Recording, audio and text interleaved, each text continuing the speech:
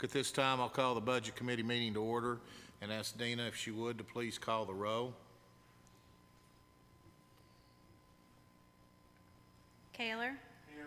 Hannum. Here. Lewis. Here. Mitchell. Here. Moon. Here. We have a quorum. I'll now ask for the emergency announcement, please.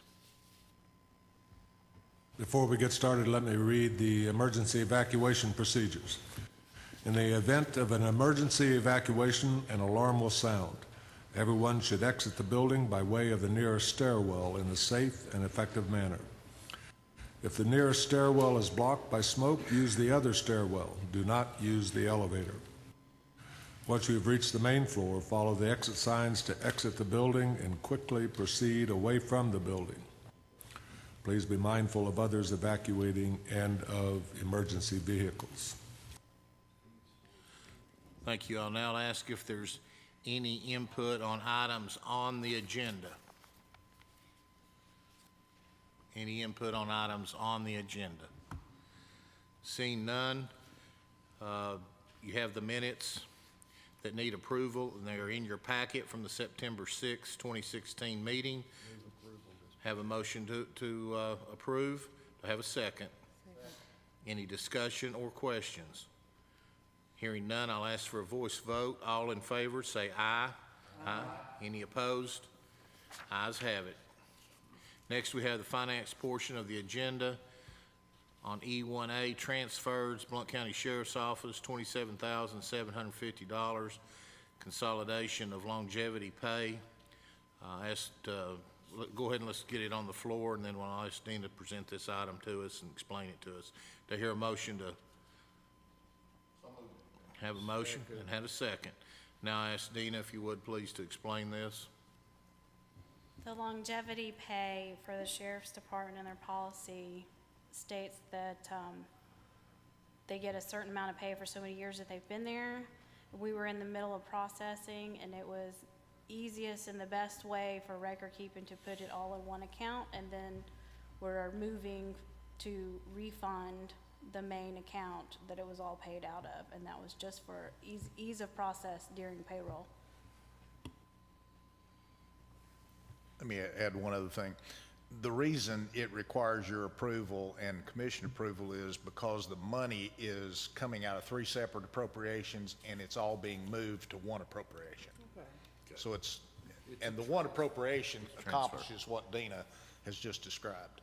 But you're being asked to consider it in commission because originally it was budgeted in 3 separate accounts, and we're now asking you to transfer money to one account.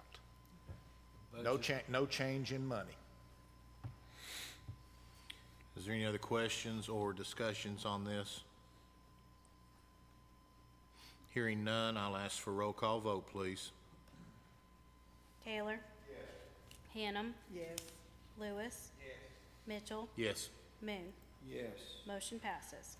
We now move on to item E2A on increases. Highway Department, $49,815.46. And this is money that has been received off the sale of some surplus equipment on Gov Deals. We'll go ahead and I'll ask for a motion to get this on the floor. So moved. Have a motion and a second. Any other discussion on anything before I ask Randy to explain this, please? Randy, if you would, please explain what they're trying to do there. Yes, as the mayor said, they have sold 2 pieces of equipment that the airport bought, and this was not budgeted. They're bringing to you a recommendation that, one, to recognize the revenue, and also then to have a corresponding appropriation so that they can make some improvements to the building out there at central offices. Any questions or any discussion on that? Hearing none, I'll ask for a roll call vote, please. Kaler. Yes. Hannum. Yes. Lewis. Yes. Mitchell. Yes. Moon. Yes. Motion passes. Item F, this is for discussion and possible action. Register of Deeds, Local Government Archives Grant Application. There is no match required here. for this. Do you want to go ahead and have a motion to push this on the floor? Mr. Chairman, I move F1 and 2 be sent forward. Okay. Items F1 and 2. Do I hear a motion to send item F1 and 2 forward? I make the motion. Okay. Do I hear a second? I have a motion and a second. Any discussions or questions? Okay, I'll ask for a roll call vote, please. Kaler. Yes. Hannum. Yes. Lewis. Yes. Mitchell. Yes. Moon. Yes. Motion's passed. Item 3, this is a fiscal year 16-17 budget update.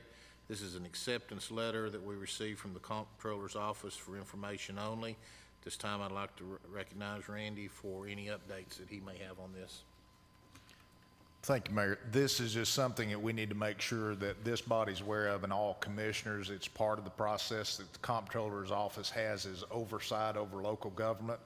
When you adopt a budget, we have to submit that in its entirety in electronic and in hard copy to the Comptroller's Office.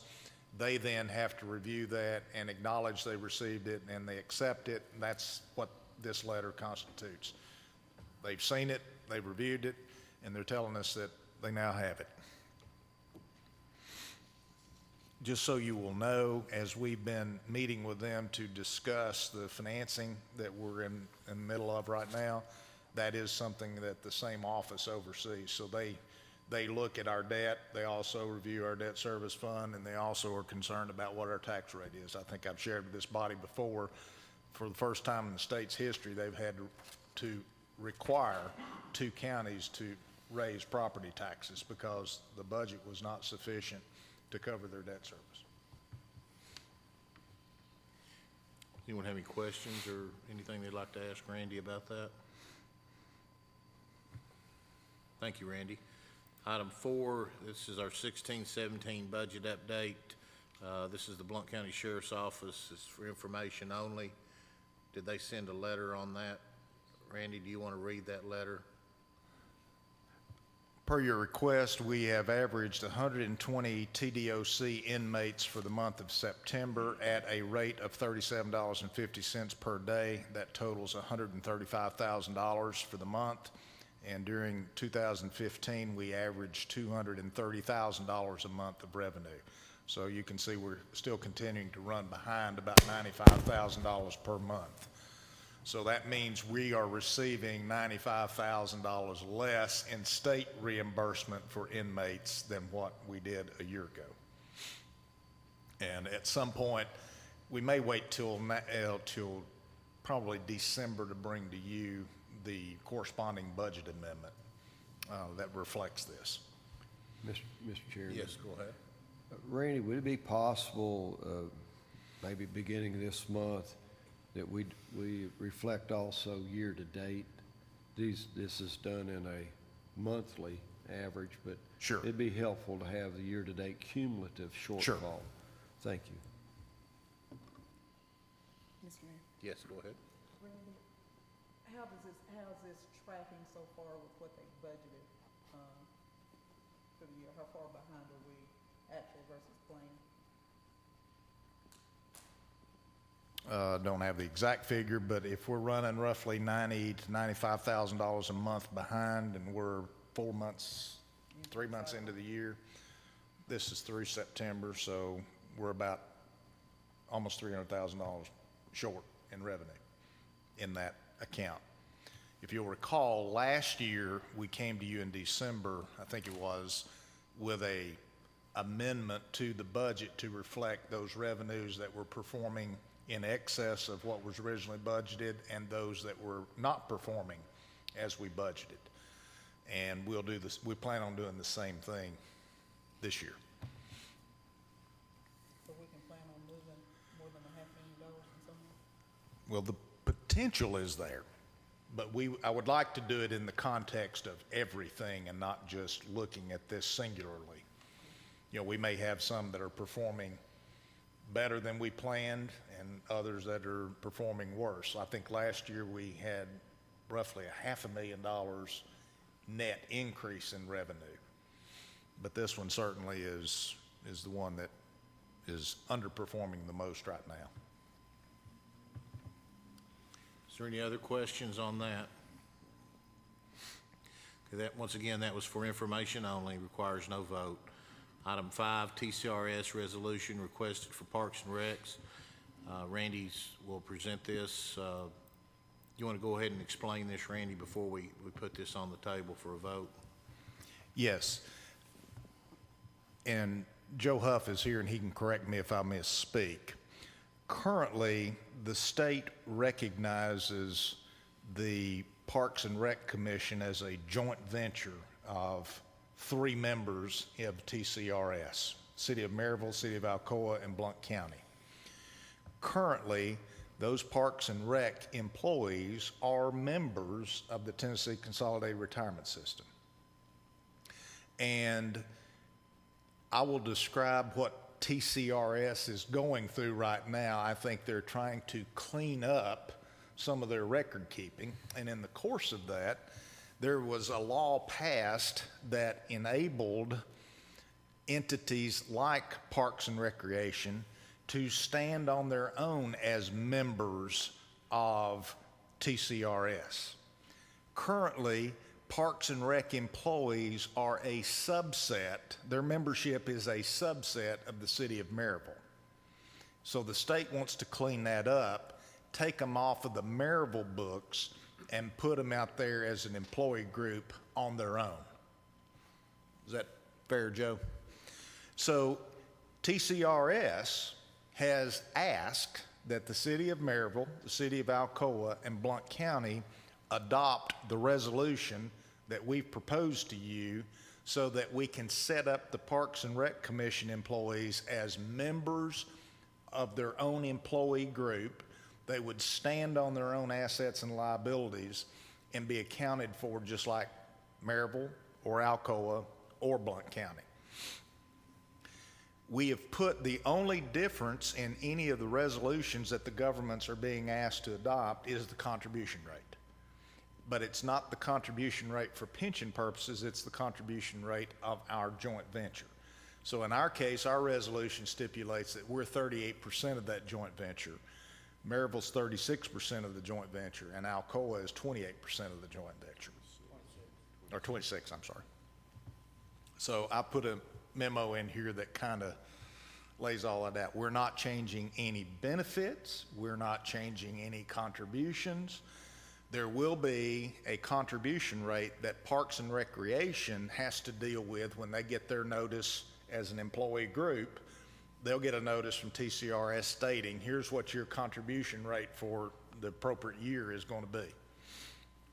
And they now have that for the current, for next year and then the following year. Is that just next year? Okay.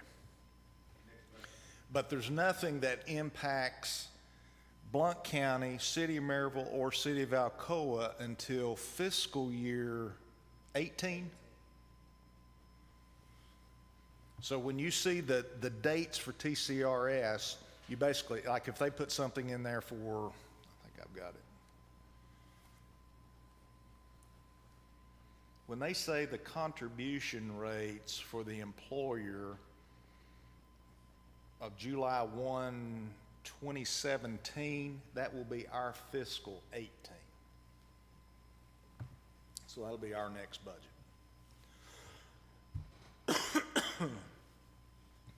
It's on page 13 of your packet. Effective July 1, 2017, employer contribution rate shall be 20.16%.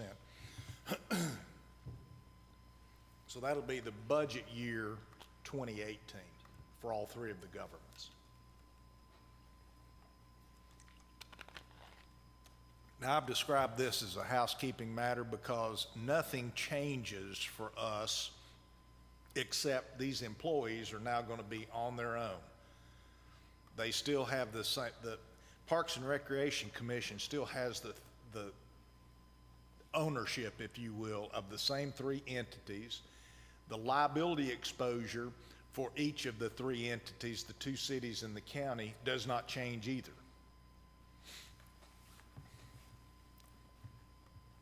Any questions?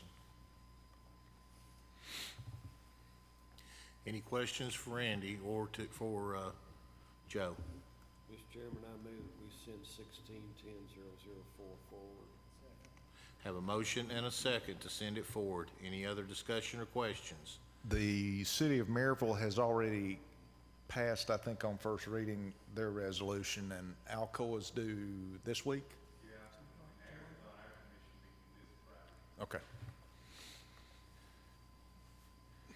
Randy, one question. Before, we really don't know what the actual number will be in 2018 because they will do another actuarial study, correct? And I think the answer to that is yes. TCRS, I think, does rate reviews and actuarial studies every 2 years, if I remember correctly. So when ours changes, this one will change as well. okay. I'll now ask for a roll call vote to send this on, please. Taylor? Yes. Hannum? Yes. Lewis? Yes. Mitchell? Yes. Moon? Yes. Motion passes. Item G, the finance report that was there was for information only. I'll now ask if there's any input on items not on the agenda. Seeing none, I'll entertain a motion to adjourn. So moved. Move to adjourn.